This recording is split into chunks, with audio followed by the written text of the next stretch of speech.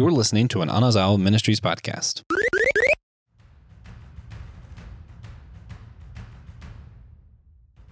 Have you ever wondered what makes an int lively? Do trees have hearts?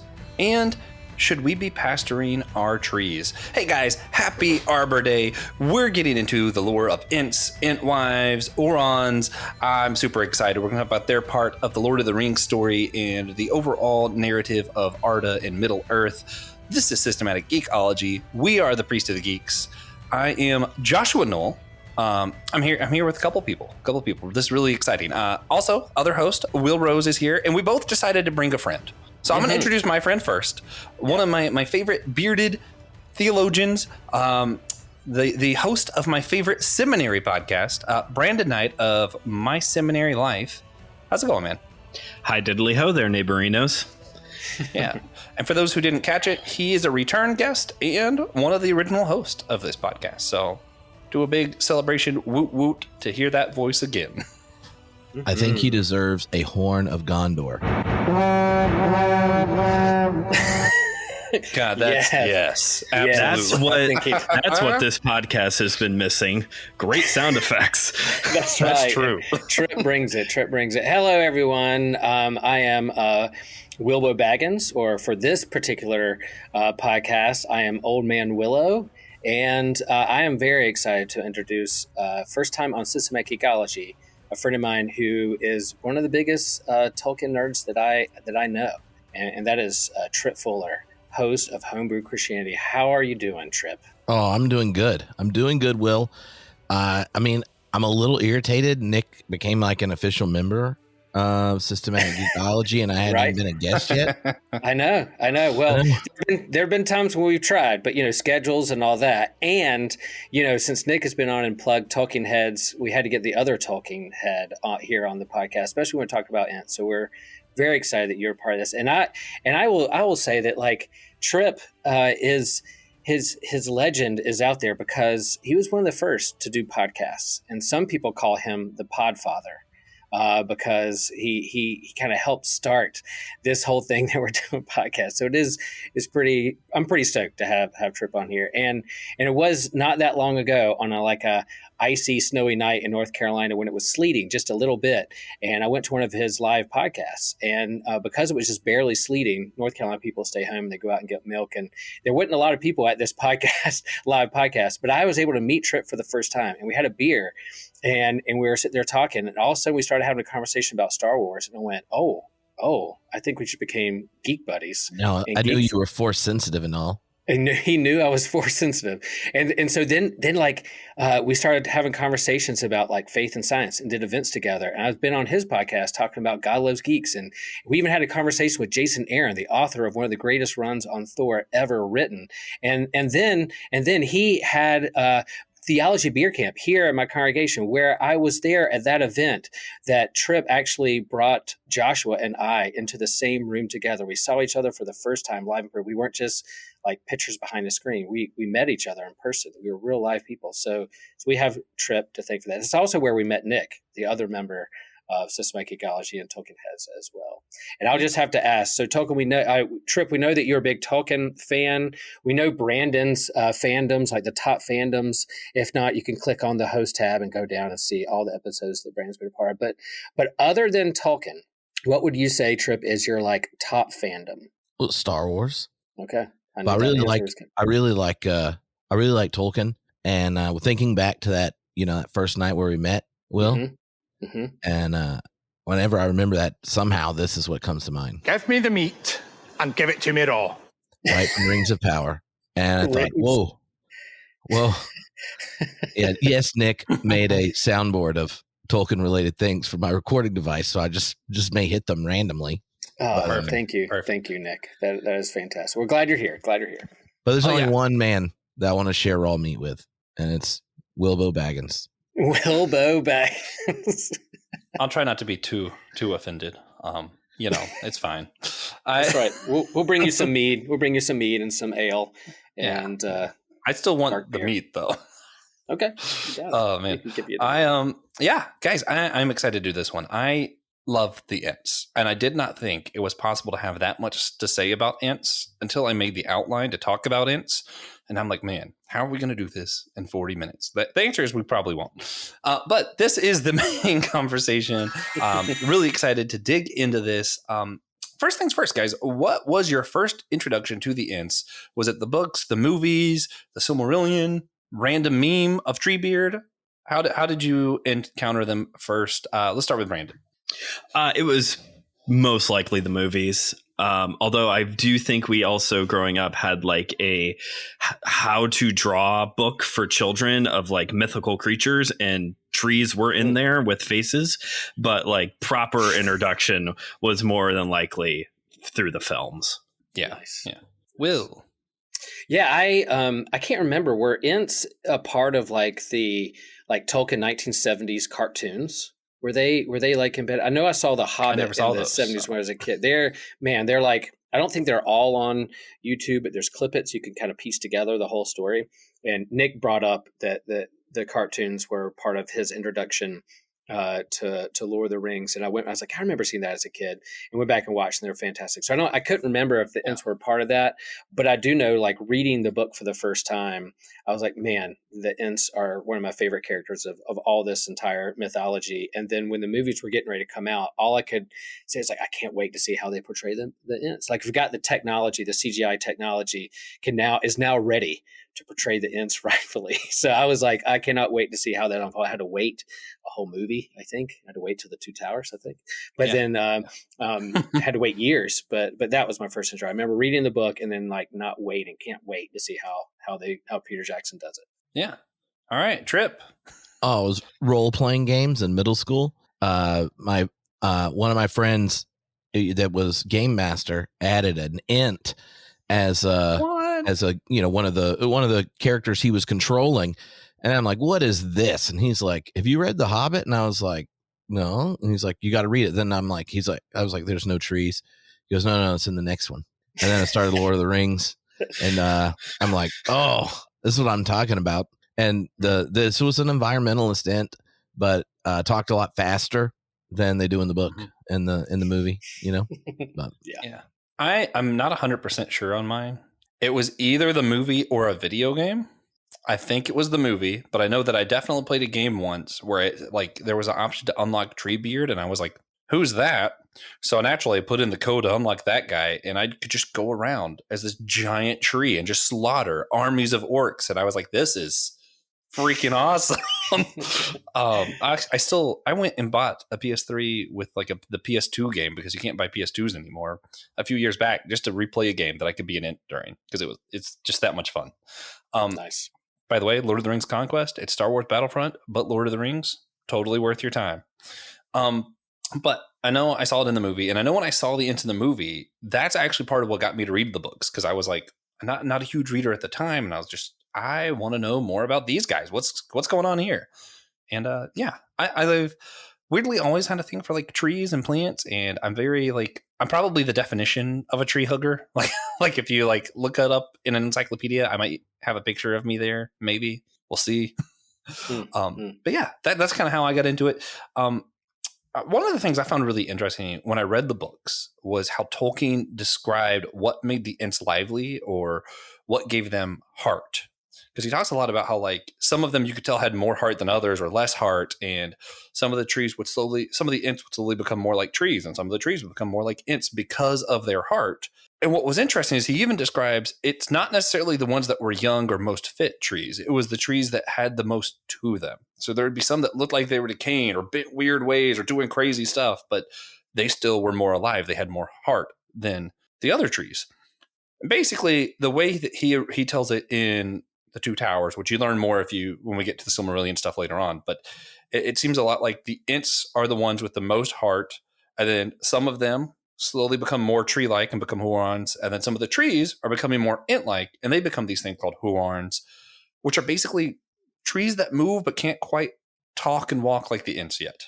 So I love all the mythology behind it. What do you guys think as far as like that whole, what is the message behind it of what makes a tree more lively? Is he actually talking about trees, or is he talking about something deeper there, or maybe a little bit of both? Well, I think part of what Tolkien's doing largely with Middle Earth is setting up a mythology that our world today could have happened before it. And one of the, I mean, even the function of, say, the hobbits, right? At the beginning of Lord of the Rings, when you get the story of the hobbits, it's like, yeah, well, there used to be a lot more of them. They were bigger then, and this kind of thing. So there's this, and then you get the leaving of elves and this kind of stuff. So if you think of what the Ents are in a world where you got Treebeard, or is one of the two characters that are created, and they're the longest.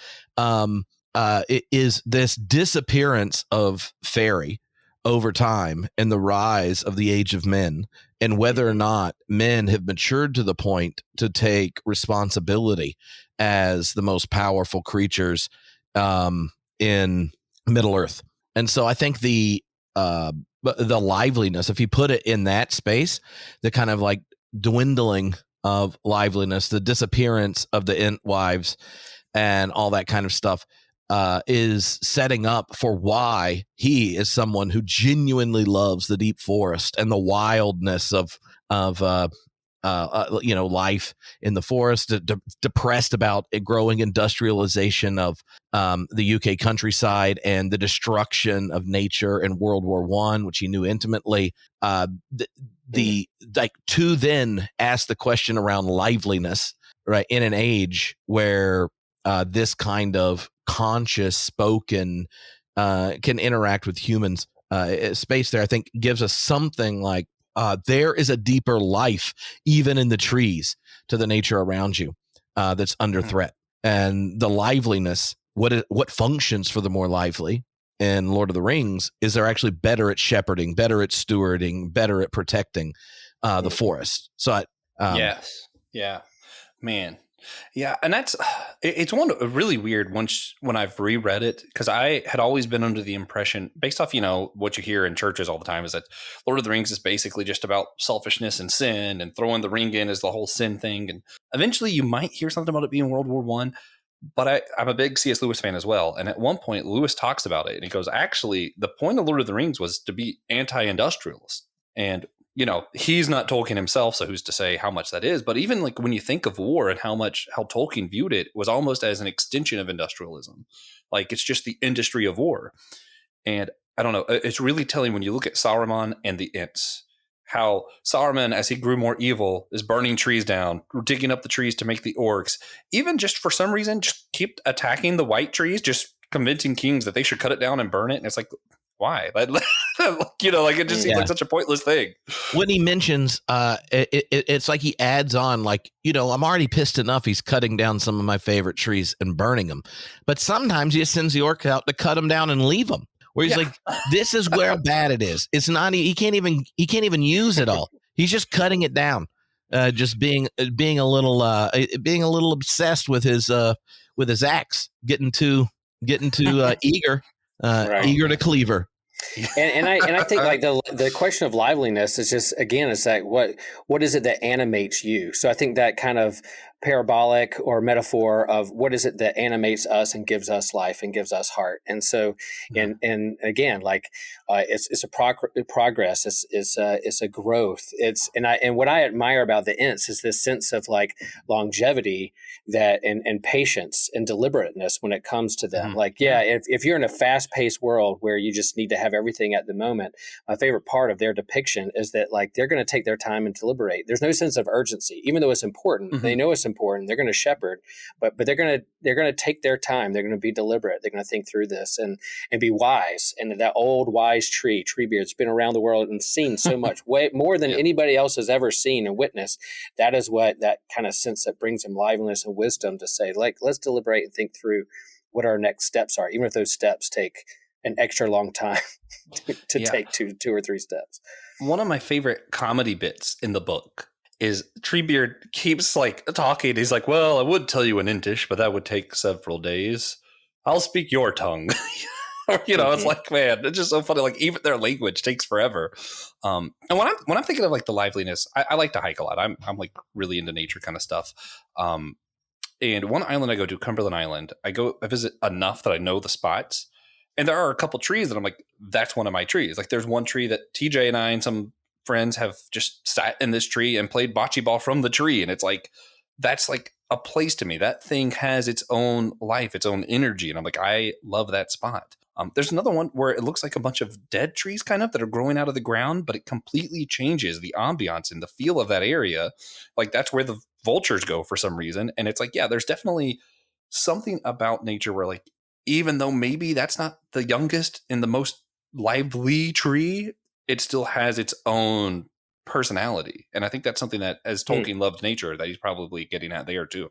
Well, I think the conversation of personality, that's a good word, because I grew up at the beach. I had no, and women on the coast, I had no trees around me, but I would go each summer up to the North Carolina mountains for summer camp. And that week at camp, hiking the mountains and seeing the trees was just a different environment, had its own personality. And then I went back to be a camp counselor, spending it all summer. And that was really the first time I really sat down with these books and read them. And I'm reading about the Ents while I'm in the forest, leading camp and trying to shepherd campers around and try to ask questions about what gives them life and what animates them and what's important and how to live in community. All those things together are kind of intertangled. And there is this, of course, symbiotic relationship with trees. Without them, we wouldn't be. And then they were before us. And so we help each one another. And so I think all those questions Tolkien really, really leaned into, especially when it comes to like power and how the abuse of power and then the stewardship of environment. Yeah.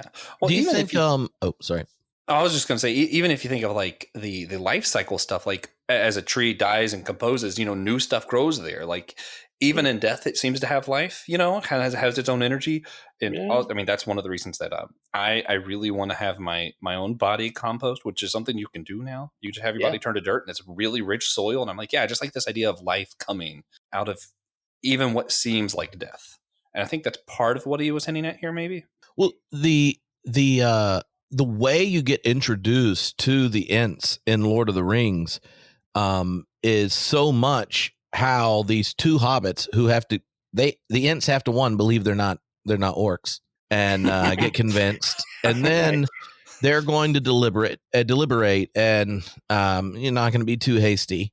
And you're going to have to hang out with Quick Beam, and like there's this whole process of will the Ents who've been around the whole time acknowledge what's happening in their history and be a part of it or not? And do they even have a register for knowing who the hell a hobbit is, right? And like how do these stories connect? And that's there. And then the hobbits, like they think they're about to die, right? When they meet Treebeard, I would be scared.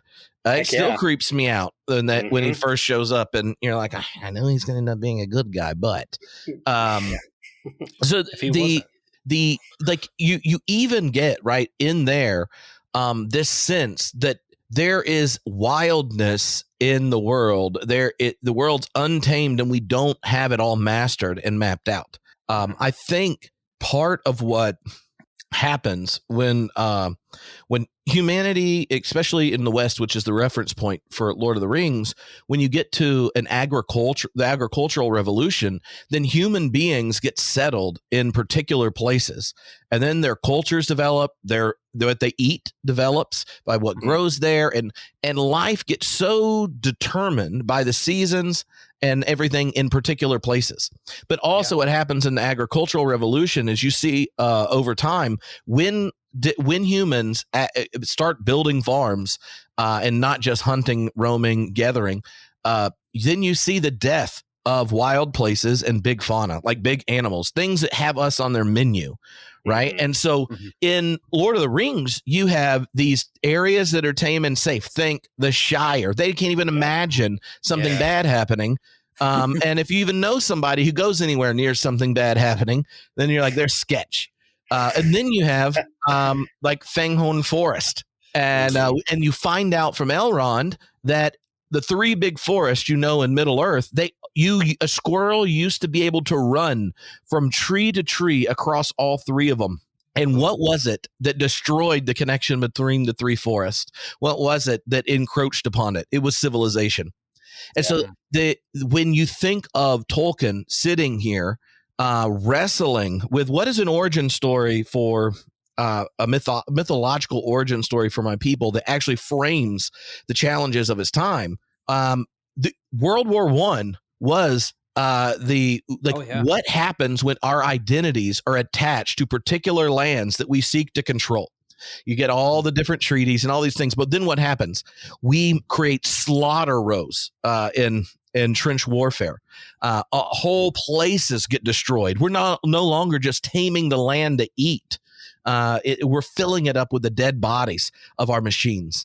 And so like the growth of power of the machine gets used against the earth, just like it gets used against the poor, who are fodder in the machine, like in the industrial factories and in the war. And so this tension for him is one that's over against the dominant Western idea, where we want more control. We're going to use science and our technology and all these things to control everything around us to keep us safe. In Lord of the Rings, the Ents show you like, actually, what if the grace comes in because of wild spaces, where it's too lively for humans to tame it all, where your map doesn't actually have everything in it. And anyway, that to me is one of the things about the Ents is the grace of nature when our account of it doesn't even have space for all of it. That can get extended to consciousness, to species that are being eliminated. There's tons of parts of it, but I think that I had never thought about the notion of liveliness, but it really resonates with a ton of the themes I dig about Lord of the Rings. Oh yeah, and we're talking about like the agricultural stuff. That's when we get to the Ent wives in a second. Man, that conversation really gets but I did want to real quick when we're talking about the Ents. One of the things, because we talked about the movies already, I really liked how Treebeard looked, but I was slightly disappointed when all the Ents showed up. It did look cool, but part of what the book says that I was really looking forward to, or I guess, looking forward to the second time I saw it, because I've already, whatever. Part of what I thought I wish was in the movie. That's what I'm trying to say. Merry and Pippin were taken back at how different all the Ents looked, because some were, the real thin, tiny trees with smooth bark, and some were the big ones like Entbeard with like, Treebeard with all the like moss and stuff growing on them. And it said there was an Ent from every species of tree. So my brain immediately went to, what Ent would I most look forward to seeing? And I got to say, a wild oak Ent sounds awesome. I would love that. I would absolutely adore it. You wanted to see your favorite tree embodied into an Ent. Well, or like a cherry blossom Ent. That'd be cool. Mm-hmm. Do y'all have any like dogwood. If you could see? Okay, dogwood. Are those even native trees to the UK? Who cares? Every tree has an Ent. I'm just thinking he wouldn't. No, those wouldn't be there, but I want them there. The North Carolina state flower, the dogwood. It is also a tree. That would be fun. Yeah. What if there's like a fruit tree? That way. It said some of them had like some of the Ent wives would grow fruit. Bananas. Yeah. So I mean, that'd be a funny one. really some tropical tree where none of them have ever seen it before. And all of a sudden, like coconuts are flying out at orcs. You're like, what is this? What is this? I just imagine like a really Jamaican like palm tree, that's right, South Florida. Like he's like, the whole reason he wasn't there is he's just like, man, nah. I'm staying right here on the beach. I'm good. Yep. Yeah. Oh, that's funny stuff. So one of the things I did want to get to, because if we're going to talk about the Ents, I want to start with where they began. Nick and I both have said we love the Silmarillion. It's actually probably my favorite of Tolkien's books because it's just so like detailed, and I love detail. Even though I don't like reading stuff that's just like dry like that. When it comes to Middle Earth, it's just Arda stuff. It's like it's a whole nother world, literally. Are you a big fan of the Book of Numbers? Actually, yeah. Actually, I'm really into Leviticus. Oddly, I have a lot of like, you can see like these different theological points being made, and everybody's just missing it because Leviticus is boring. And I'm like, no, that's for a different podcast, man. That's for a different. Okay, but the Silmarillion, it has I think it's either the second or third chapter, but it's of Ola and Yavanna. Am I saying Ola right, or is it Ale? Do you know? I think if you say it with a straight face, no one knows. It's just like pronouncing weird things in the Bible. Yeah, that's when people ask me, like, how do you pronounce this? I just say it fast and confidently, and people won't know. Yeah. Well, I'm going to say Allah because it sounds sort of like what the audiobook I was listening to earlier said. Yeah, and they were getting that's how paid. you cheat. You got to do the audiobooks. Mm-hmm. But yeah, Alla and Yavanna. So the way the story unfolds, for those who don't know, basically all of creation was made by Eru Iluvatar. One of the gods, Valor, whatever you want to call them, is Ane, who knows? That guy, he creates the dwarves because he gets impatient waiting on the men and elves that he knows is going to come eventually. And he's kind of worried because Morgoth, the evil Valar, is kind of starting chaos. And he's like, well, someone needs to be here to defend this stuff. And he's impatient. He can't wait for Iluvatar's plan. He creates the dwarves. He kind of gets in trouble and ends up basically having to have the dwarves sleep under rocks until the men and elves come around first because Iluvatar said, no, those are mine. They're coming first. But because of the nature of the dwarves, they're hardy because, he was afraid. He made them out of fear. So he made them tough, sturdy, all of this kind of stuff. But they're also very industrial minded. Not the same way as the orcs necessarily, but they're going to tear down the trees. His wife is Yavanna, the god of the trees. And she's like, what the heck, man? Yeah, really bad move for quality home life. Yeah. So she goes kind of behind his back, talks to one of the other Valar, I forget who exactly, but has like a mediator go to Iluvatar and get permission to create the Ents as shepherds, as protectors of the trees. And I think the way it was worded was that they can speak on behalf of all of nature and defend the trees. Like the Lorax, but cooler. Lorax, cooler. So Seuss got his idea ass. from Tolkien? So Dr. Seuss, I'll never put that together. Dag, Dr. Seuss. Ents, the kick-ass Lorax. We're serving you with a copyright lawsuit. Yeah. But yeah, I thought the creation story of especially since this is our year of origins on systematic ecology, I always find creation stories particularly telling of the purpose of a thing. So kind of seeing that the Ents are the shepherds and they were created for defense more or less. And Tolkien definitely equates shepherd to pastor in his own theology. What do we think this tells us about his views of what a shepherd or what a pastor even is supposed to be like? Oh, man. Trip, I'm gonna let you answer that one. Oh, I mean, I think part of what you get there is that with the generation of some kind of new power, even if it has a good purpose, it comes with the same power generates potential for good or ill. Take the creation of the dwarves. Oh, we have this threat. We don't even have Sauron yet. It's the OG bad guy. We got to be prepared. Blah blah blah blah blah. You get all that going. Oh, we need someone to defend. Let's get some dwarves out here. Iluvatar being a little slow. Come on, you got to pick up the pep. Maybe you want to raise the tempo of your little creation song, buddy. And trying to help him out, and you notice, right, though, the Iluvatar doesn't ultimately destroy the dwarves, but actually gives them the gift of life because only Iluvatar can. And so but with the introduction of more power at play, all of them function for good or for ill, right? And so this defensive move of the dwarves' creator's partner goes, but what about the trees? Right. And I think one of the things you regularly see when you're leading, one of the things you'll discover in life is that almost nothing is purely good or purely bad. My family are church planters.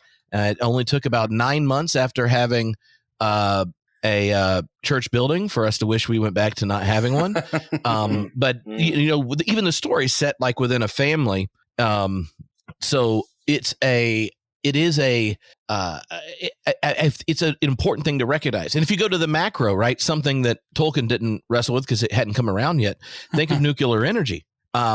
In one sense, it has the potential for a much healthier access to energy to provide all we need when it goes to that, but also Nagasaki and Hiroshima and the tension of global politics, right? And so even if something's generated for a good intention, it can have a dark side. And a lot of times leaders always want to tell and spin things like, here's the good reason I'm doing it. But we don't think like maybe a high quality partner and goes, yeah, but what about the trees? Right. And the what about the trees question being at the very foundation of Tolkien's creation story, like before humans get up, we needed a defender of it. Right. Then I think you get why people go, one of the big questions running through Middle Earth and something that something that has disappeared in our age, but was in the four before ours, is what? The defenders of the trees. Yeah. So what are we tasked with? Is it still necessary? I think so. And who's going to take responsibility to do it? Anyway, yeah. Yeah, and I go back to thinking of kind of like the creation story in Genesis. It's like what was the first commandment? It wasn't like you shall have no other gods. First commandment was there in Genesis. It's like be fruitful and multiply, be good stewards and take care of creation. And so really that's our high calling from the get-go, from the beginning. And I was thinking about this other day as a pastor and as a dad, as a husband, as a friend, as my relationship with my environment. I was thinking about how like I'm just in a web of entangled relationships. Like that's who I am. Who is Will? I'm just entangled in a web of relationships. And so how do I take care of those relationships? And creation, the trees, is a big part of that here on Arbor Day as we release this episode, that our call is how do we take care of the environment around us? And as a shepherd of other people who are entangled in relationships with their families and friends and vocations and their faith and their communities. It's like, how do we work together? And relationships aren't easy. It takes intention, it takes patience, it takes deliberation.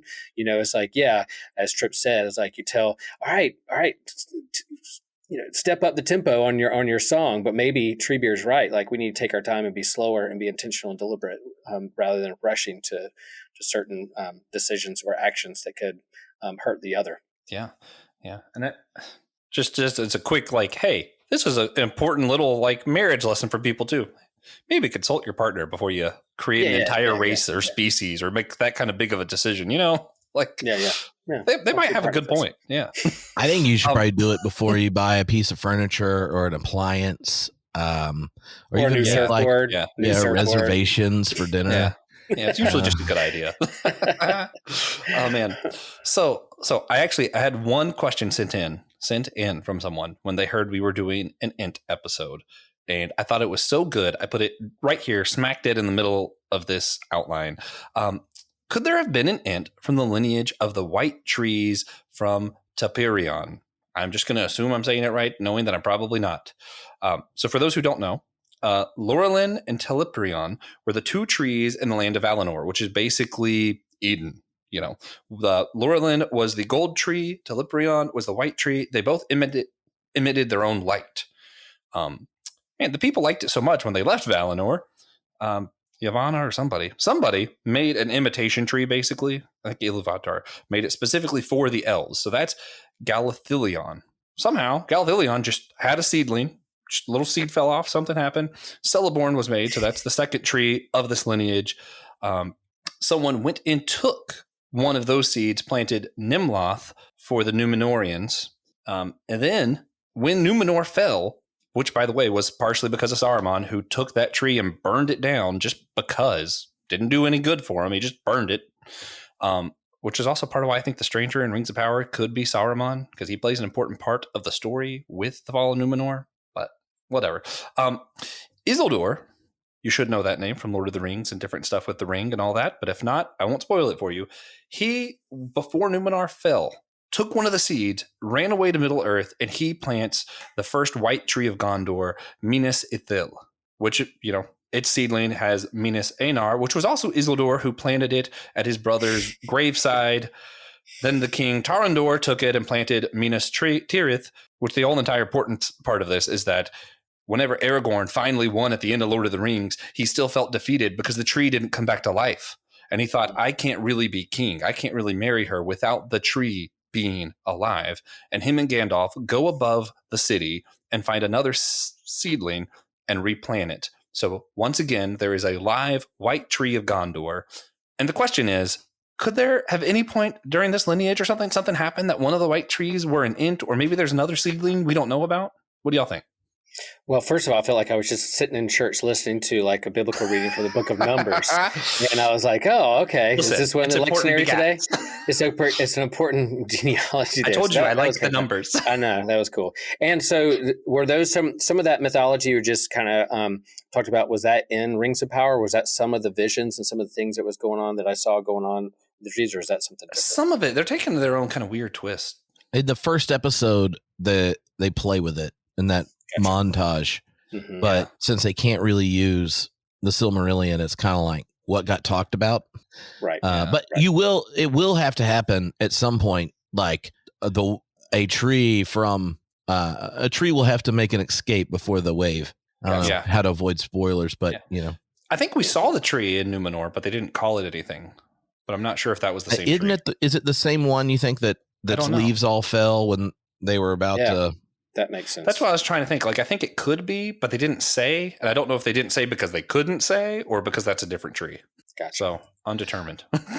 Well, I want you to know that when you read that question, I just texted Nick because I was like, is this even possible? So this is the phone a friend answer. That's interesting. From the top of my head, no, because both Ents and the two trees are offspring of Yavanna. So if they aren't related in lineage, they are in parentage at least. So parentage. See, my comeback though is some of the trees can become Ents just by being more lively. So maybe there was some seedling down the road that just kind of fell off somewhere and became a real lively tree.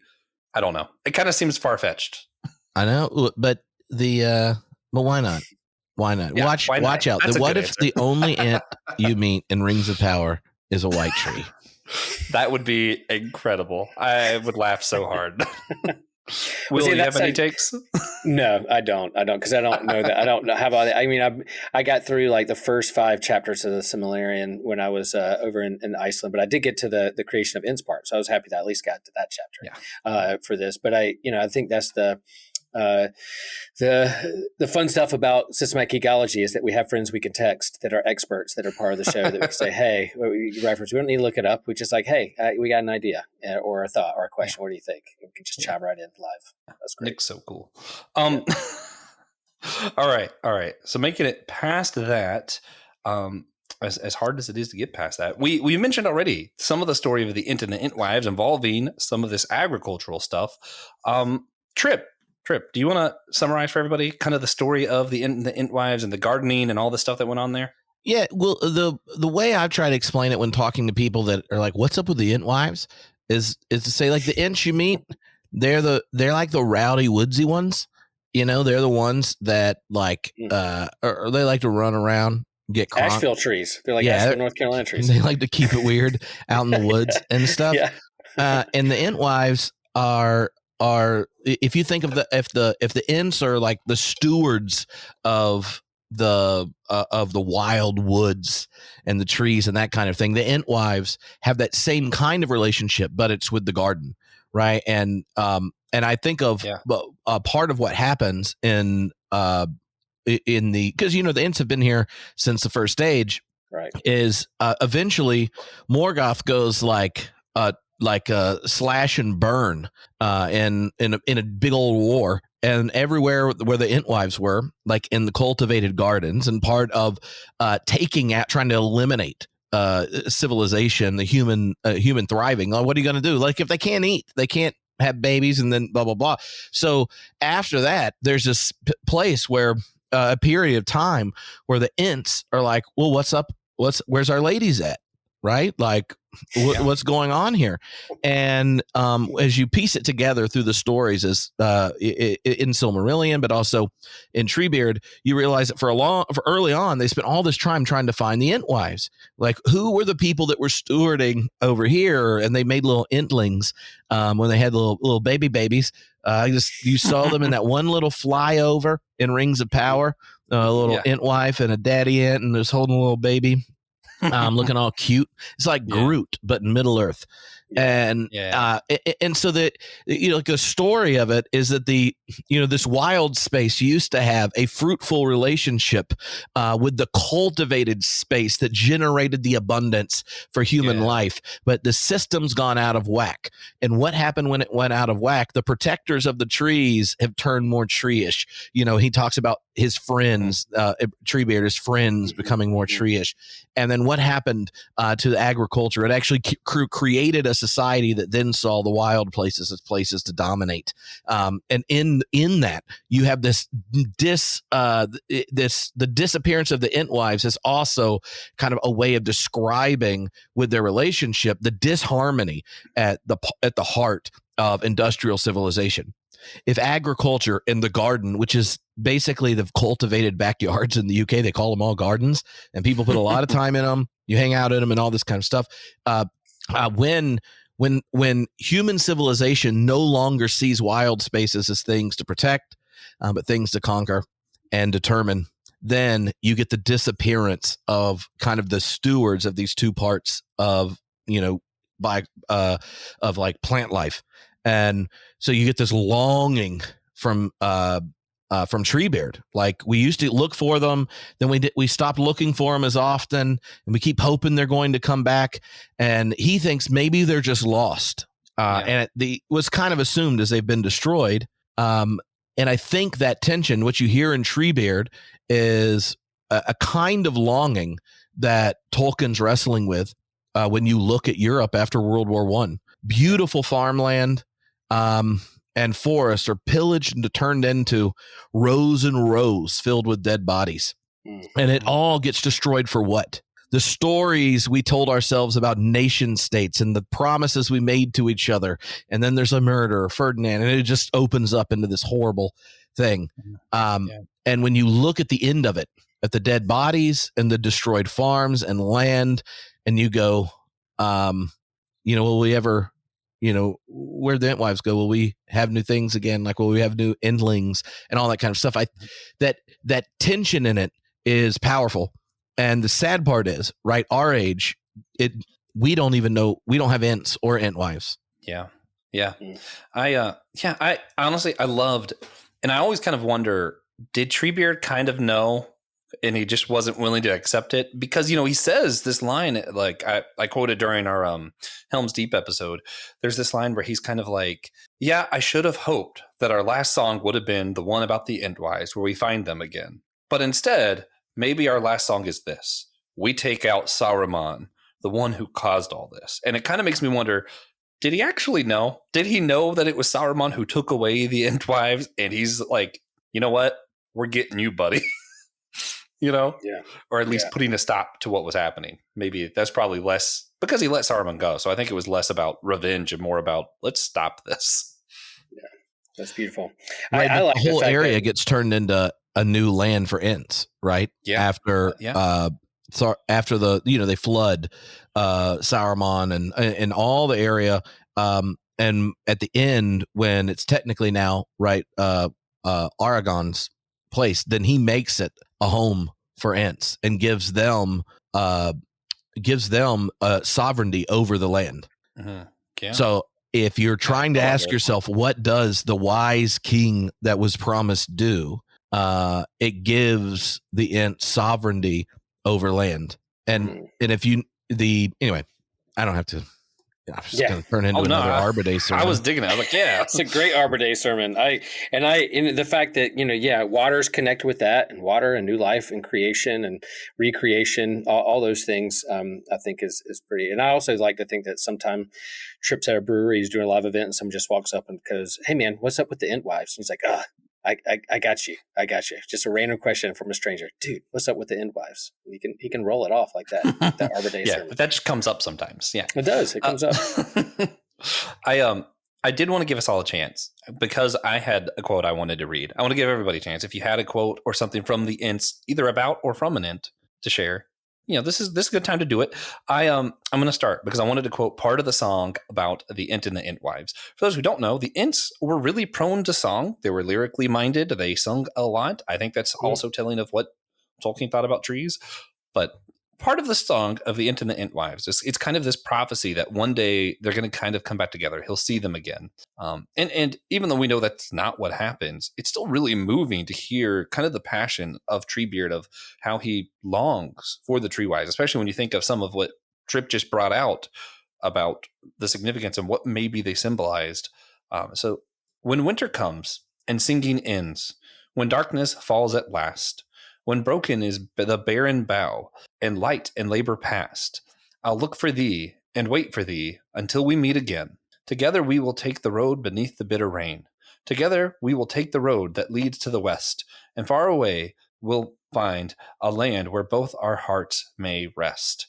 And it's just something beautiful about their end time story being darkness, everything took over maybe, but in the bitterness, our hearts found each other still. And I don't know. I love that. So I had to bring it up.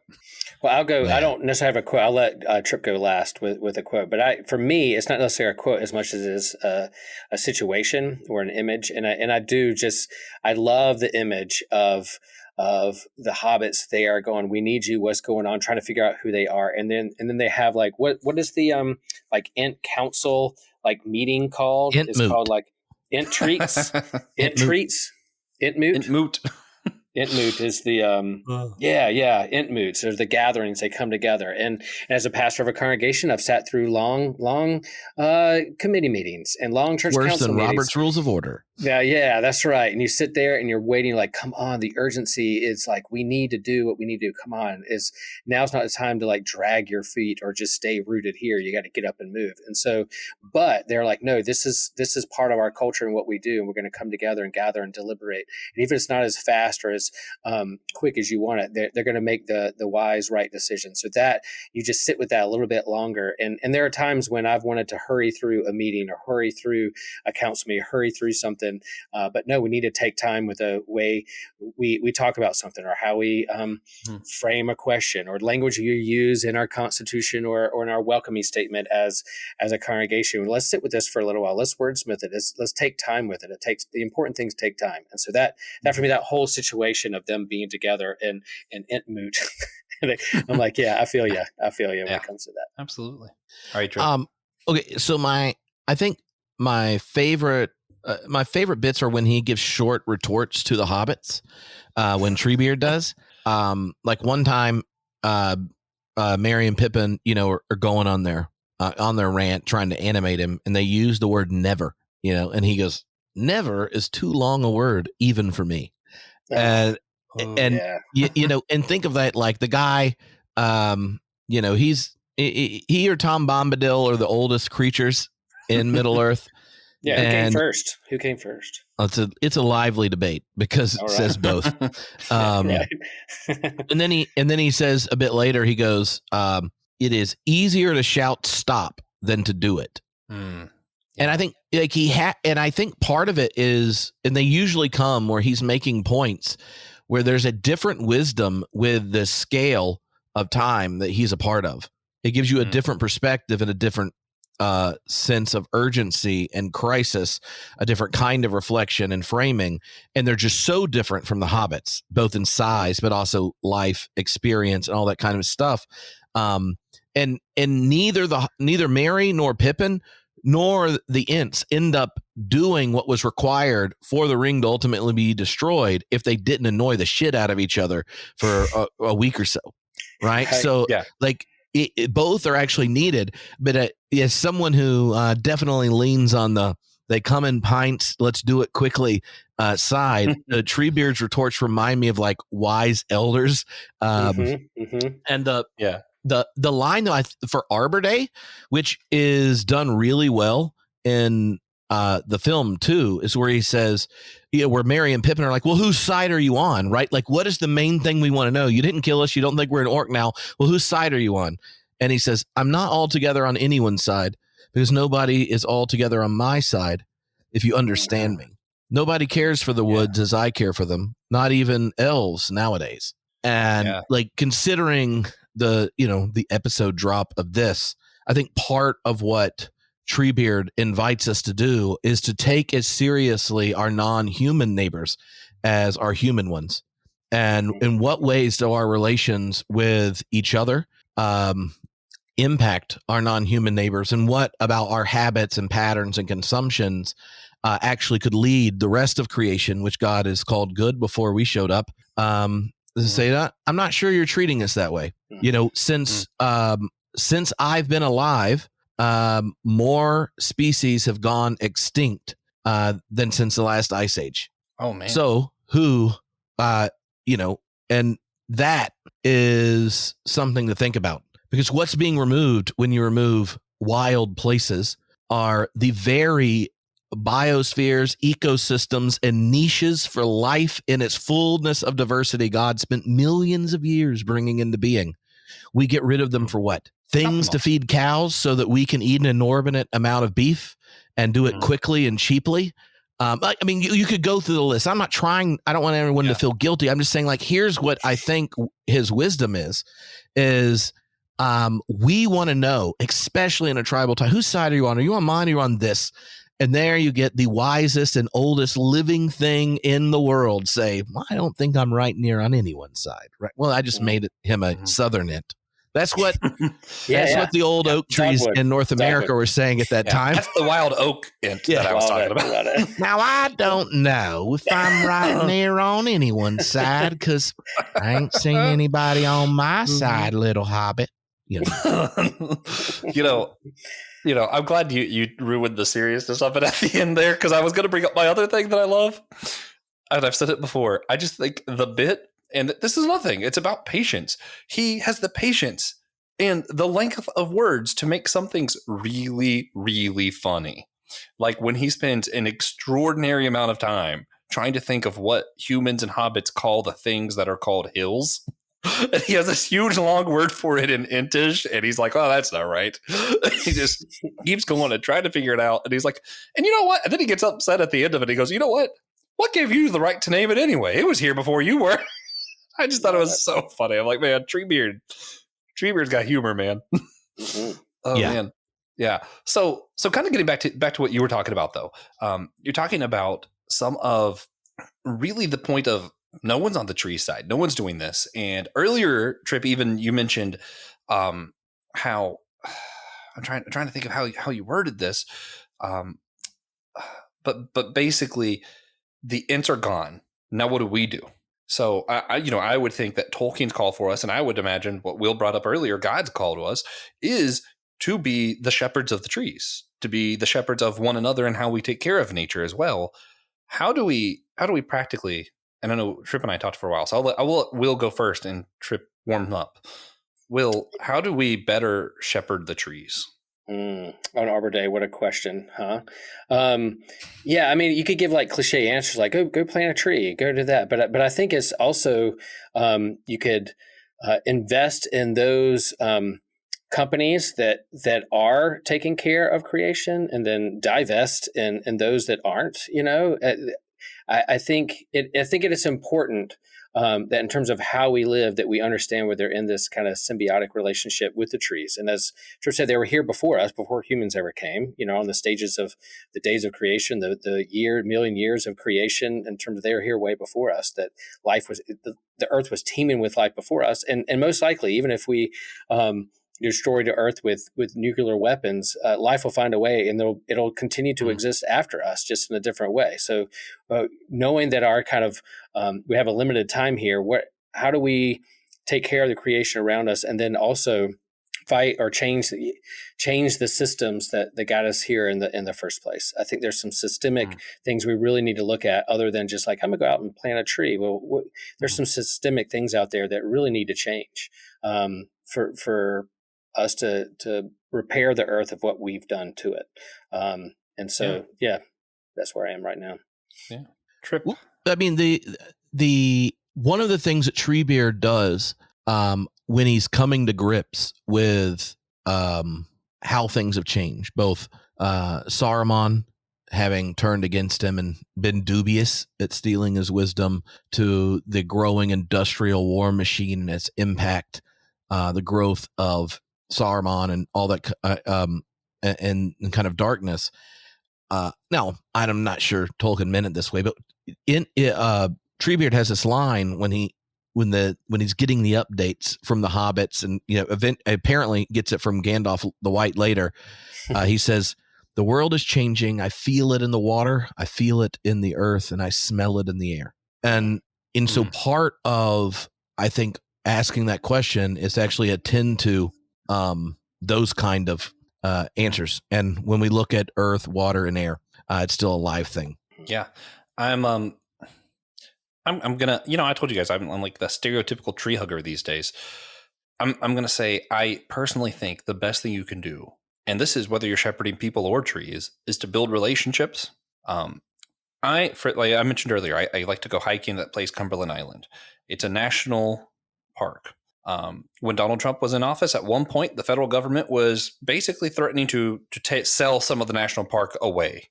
And there was petitions and all kinds of stuff came up. And I said, you know what? I'm actually cared enough to sign some petitions to look up how I can be involved in what I do. And it's because I had a relationship with that place. I'd say the same thing applies just in general. If you actually go out in nature, you spend time with these things and you look up how we can do better, you build that relationship and you care enough that when something does come up you can do, you might actually do it. Yeah, there's a book out there called The Last Child in the Woods. I haven't read it, but I know that the director of the camp that I go to read it and suggested it's like part of this is that getting out in nature and creation itself and experiencing the trees and building a relationship, and your love for that will grow and have an impact on terms of how you treat it and one another. Yeah, for sure, man. And there's so much more we could say about the trees and the Ents and the horns and how we today in the fourth age can better take care of our planet. But we're going to leave that for you to find out what to say, do the work, build the relationships, shepherd the trees. Yeah. With that, we're going to jump right into our wrap up. We're going to start with some recommendations. And the first thing I would recommend is find a national park or an area that you really like, go to a local bookstore near it and pick up a book about that place. I have a couple books about Cumberland Island and stories of pirates and settlers and different people who had been to the place and the whole history of it. And it really adds to the value for me. So that's something that I really love. Will, did you have anything you wanted to recommend for everybody? Yeah. I mean, I don't mean this in any kind of offensive way, but go take a hike. Take a hike, man. Get out there, walk among the trees, notice what's going on with the trees and the life that is there in the midst of them and uses that as their habitat. And I think it's really important on Arbor Day to think about those things. And yeah, we use in this particular podcast with systematic ecology, we use like a geeky IP or a fandom that is fun and entertaining, but yet again, it opens a window and holds up a mirror for us to look at what's around us and our situation, our relationships, and our stewardship and shepherding of creation. And so Tolkien definitely did that with the Ents. And so a great topic for today for us to lift up and think about. Yeah, man. Yeah. Well, with that, we lost our guest along the way. They both, for kid-related reasons, had to step out. We lost Brandon early on, as you may have noticed. I might have cut this, but I probably didn't because I wanted to plug his podcast again. Go check out Brandon Knight at My Seminary Life. Great show. Part of our network that we're a part of, the Anazao Ministries Podcast Network. So be sure to check out all the shows over there. And Trip does Homebrewed Theology. Is that right? Homebrewed Theology? Homebrewed Christianity. I knew that wasn't right. I was like, that doesn't sound right. Homebrewed Christianity. And he's part of the Tolkien Heads. He does a bunch of other stuff. If you just look up Trip Fuller, you'll find a ton of stuff that you can follow him on. Yeah, and also recommend, Tolkien Heads with one of our co-hosts, Nick and Trip. They've done a lot of good. Right around when Rings of Power is coming out, they were talking all kinds of great themes when it comes to that. And then Nick has his own Substack, and they're both Tolkien scholars. So if you have any questions about that, they definitely are resources if you want to understand more about the Tolkienverse. Oh, yeah, for sure. And if you want to hear more from us, you can go to systematicgeekology.org. There's a drop-down menu that says host. You'll see my name. You'll see Will's name. You'll see Nick's name. There's also a guest tab. You can see, there's also a previous host tab, so you can see Brandon's stuff on the guest tab. You can also see if Trip ever comes back on the show. He'll be on there again, So we'll make it keep looking out. It'll be a fun time. Yeah. And guys, we just want you guys to do a couple things. Let us know if you're geeking out on anything. Go to the website. Let us know. We want to hear about it. Rate and review the show on Podchaser or wherever you're listening. Spotify, Apple Podcasts is fine too. We do prefer Podchaser. And of course, we want you to remember that we're all a chosen people, a geekdom of priests.